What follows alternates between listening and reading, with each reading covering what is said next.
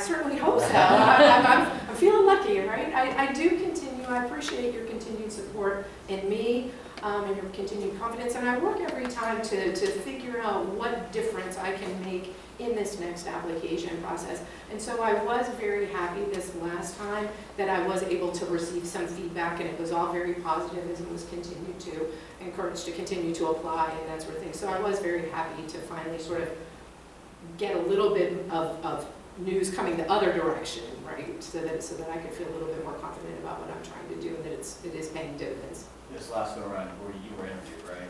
I did not get to go back up this last round, no. Where do you see yourself best fitting in should you be appointed? County, circuit? I honestly think I have strengths that would serve me well in both areas. I certainly have the longevity and the wisdom, I think, that can really help in a circuit court situation, but I also think I have a really good communication style and a really good personality that would fit with what happens in the county courts and the people that they serve.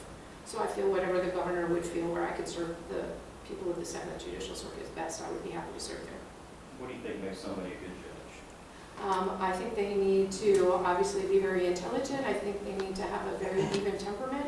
I think communication is one of the key skills that a judge needs to have no matter where they are.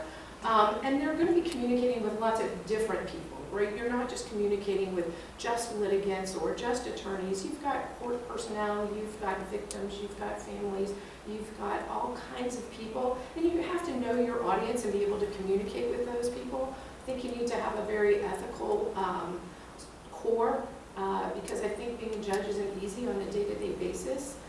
Some days you have good days, some days you have bad days, but regardless, you're expected to hold the line, and I think I have the ability to do that. I think I have the qualities that would, a good judge would possess to be able to do a good job for the people.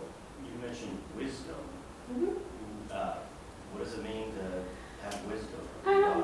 I think that is something to see bigger pictures, to see, while a judge has to follow the law, you say what the law is, not what you want it to be, and your job is to follow the law. I think that what people perceive as justice can be dependent upon what they hear, how they feel they're treated. And so to understand and have discernment of what facts are important, weights to put on different things that come before you, I think that comes with time. What do you think your biggest strength is as a candidate? As a candidate, where I'd be running for office, I think, again, my ability to reach out to people and to talk to people and to relate to people.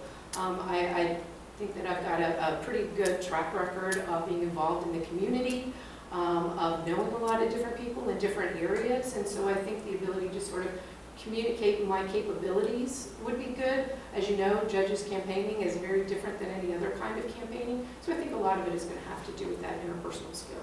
Do you have a judicial philosophy, and if so, what is it?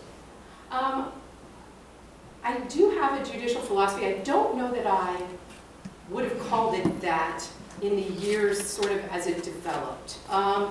That I do believe very much in that the law is what it says it is, and that we cannot, as a judge, try to impart our personal beliefs and our personal desires into that.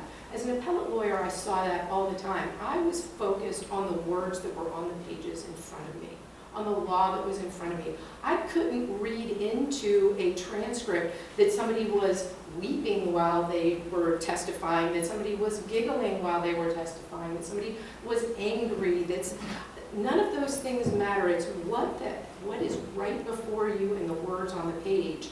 And I feel that that's what you have to give the greatest, the great weight to, and that's what judges need to do. It's not for me to put myself in the case.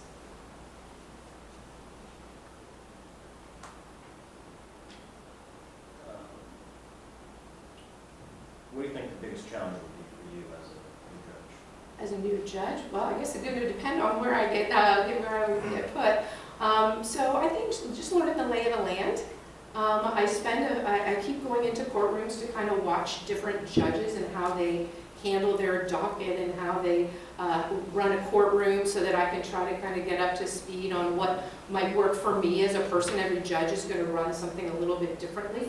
So I think I'm good. I've spent a little time doing that. So I think it might be, if I get a particular docket that is something that I'm not familiar with, certainly be running out and doing a lot of CLE and a lot of research on my own to try to get up to speed in that regard. Anyone have any questions? We've seen this several times. Yes, sir. I've asked you lots of questions previously, so I don't have any other questions for you. Is there anything you want to highlight in closing? Just again, I'd like to thank you for your continued support of me. I certainly appreciate it, and I believe that if I were to be selected by the governor, I would serve the people of the 7th Judicial Circuit well. Thank you. Thank you.